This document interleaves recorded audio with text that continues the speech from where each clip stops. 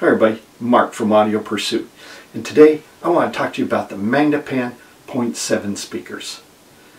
Now, the 0.7s are kind of the forgotten child of the Magnepan line. People are raving, and deservedly so, about the LRS Pluses, and then people talk about the 1.7i's with reverence, and then of course they get in, then they'll go up from there and people get their eyes glazed over when they talk about the big beautiful 3.7s. Well, the little 0.7s here deserve some special love, and there's a good reason for it. They are just fantastic. They are a full range. They're rated from 45 hertz on the bottom up to 20,000, yet they stand just 54.5 inches tall, 15.5 inches wide, just 1.25 inches deep. And that's the beauty of the ribbon style speaker, and in this case the quasi ribbon. Another really nice thing about Magnepan is the fact that you can choose whether you want to have the tweeter section on the inside like I have them set up right now, and I change back and forth depending on my mood and just wondering as I've adjusted and added my sound absorption system in here to improve my room acoustics, whether I want the ribbon, the tweeter part, on the inside or the outside. And all you do is take this speaker, put it over on the other side, and bring that one over here, and then you can have the ribbon to the outside. And really, it's something to play with and make your own personal choice based upon where your seating position is. So don't feel locked in. What works best for you is what's best. The other thing I want to let you know about Magnepans is that they're the stands that they sit on, the metal ones, yeah, they're fine, but really there is an aftermarket out there, and I went with Robert Rouse's Magnerizers,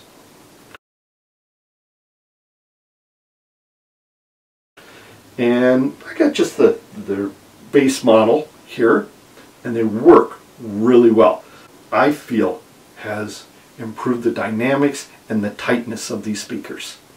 But once again, that's something for you to decide for yourself.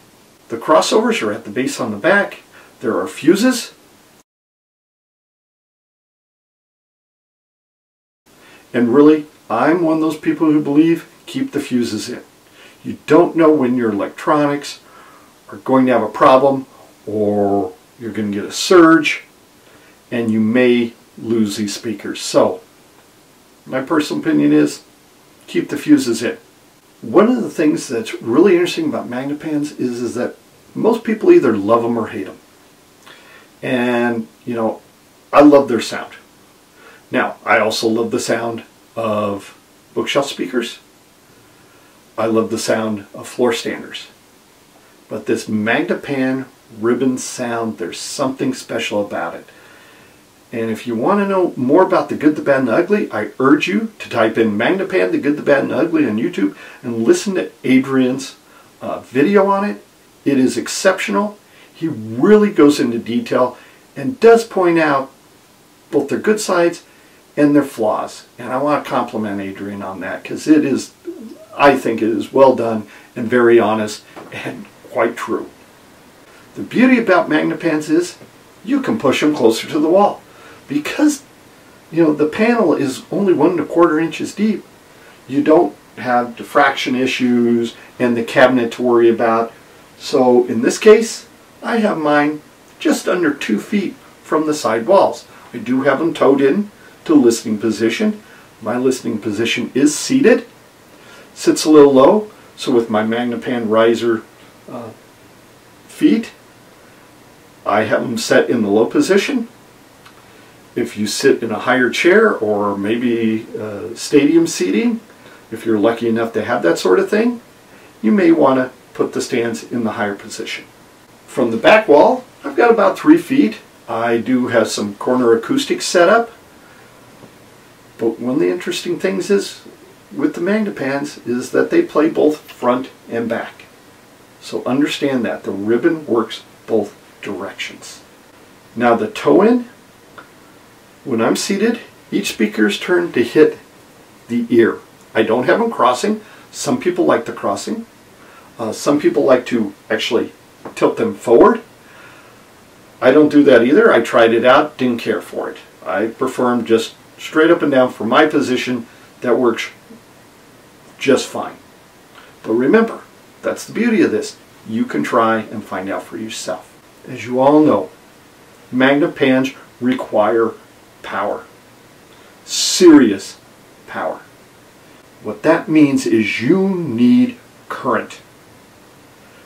And gobs of it. If you want to hear the Magnepan 0.7s or any Magnepan sing, you need some beefy horsepower behind it.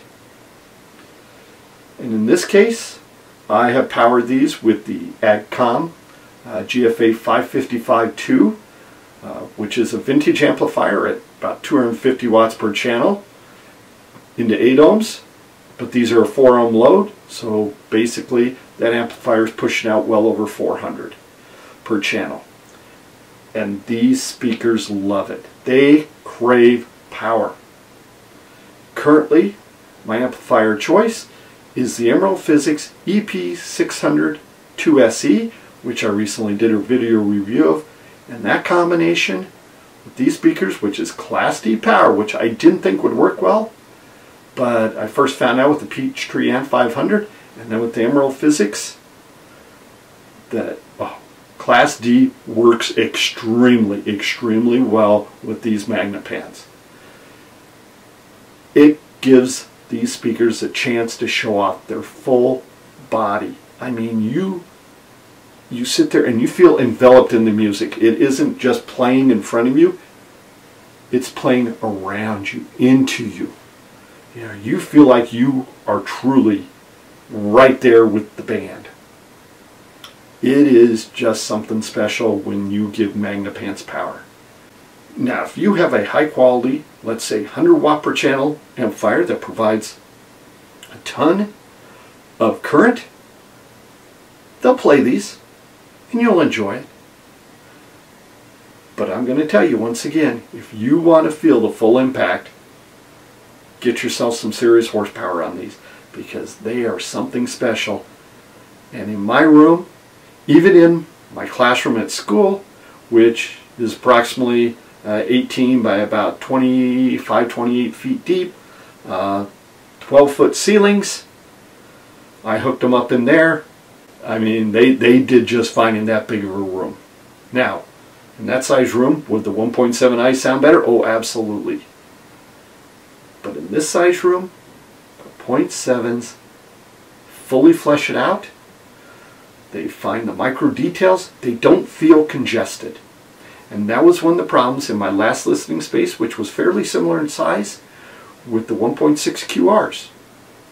It was just, it was congested. It truly was. You didn't feel like the speakers had room to breathe, as I like to say. As far as music goes, one of the things you find out, this is very true, and Adrian points out in his video quite correctly, is the fact that absolute pinpoint imaging, no. But how I would describe it is, instead of being able to say, ooh, right in that spot, that's 5 feet up and 4.5 feet in from the sidewalls, that is where the symbol is, just right there. With the Magnepans, with the 0.7s, it's more like you pick an area about this big and you hear it, which is more realistic. So you get that natural effect. It's a very pleasant effect, and I fully agree with Adrian on it. It's pleasant. The other thing to keep in mind is that if you are a headbang rocker, I mean, you either thrive on the classic groups like Anthrax, Motley Crue, that sort of thing. I mean, you know, and you want to listen to it at 100 dB, don't bother with these speakers. They're not for you. Go get yourself, you know, go find yourself some classic JBL L100s, Serwin Vegas, and just rock out until you die. And that's fine. But at 85 to 90 dB, if you like it that loud, I don't even need it that loud in this room.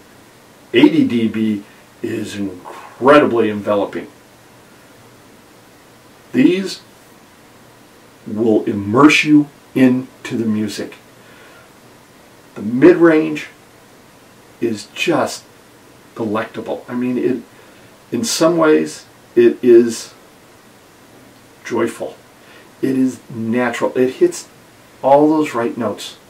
I mean, listen to Norah Jones play her piano. Just, I mean, it just cascades. It's so pleasant. It's just right there. You feel completely immersed in the music. When you listen to Steely Dan, or let's say you go into some country, some Mary Chapin Carpenter, or Alison Krauss. Listen to her voice. And the album 1,000 Miles Away from Here. It's eerie. It's just incredible to listen to. Jazz. I mean, I talked about in the Emerald Physics Review about playing them through these with the piano guys, and a couple of songs they have there. It's unreal how you feel that impact and how close you feel to the stage. That's the specialty of the Magnepan sound. It just takes you there. And with all that power, like what I'm giving it, the bottom end, I don't plug in a subwoofer. I don't need to. It finds it. So really, at the price point, I can't think of anything else that really does what these speakers can do. Now, that doesn't mean that they don't have weaknesses. Magnepans also have a few flaws beyond just the headbanging. If something isn't tonally right and you're got an amplifier like a Best Buy style amplifier, home theater style, when you're powering this, tonally they will sound off, and it is not comforting. I'm not saying it's shrieky, I'm not saying it's shouty, it's off. So the 0.7s really reflect what the amplifier is producing. They don't camouflage it in the least. Sometimes cone speakers can do that, but these don't. They let you know when the source or the amplification isn't there to run them.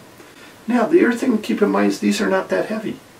So if you're sharing a room as kind of a multi-purpose room, family room and so forth, you can push these up against the wall.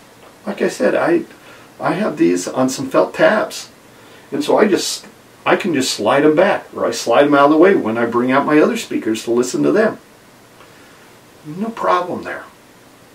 They're just have a little marking on the floor, some type that won't be noticed really, and you can put them right into place and get started. The Magnepan 0.7s, if you want a little bit more than what the LRS Pluses can give you, and you don't have a huge space, and even if you do, let's say have a basement rec room, the 0.7s will fill that room and make you happy. So take care of them with good power, and you will enjoy these for years to come, because I know I'm going to. So thanks for watching. Please like and subscribe, and I'll keep making these videos. Take care.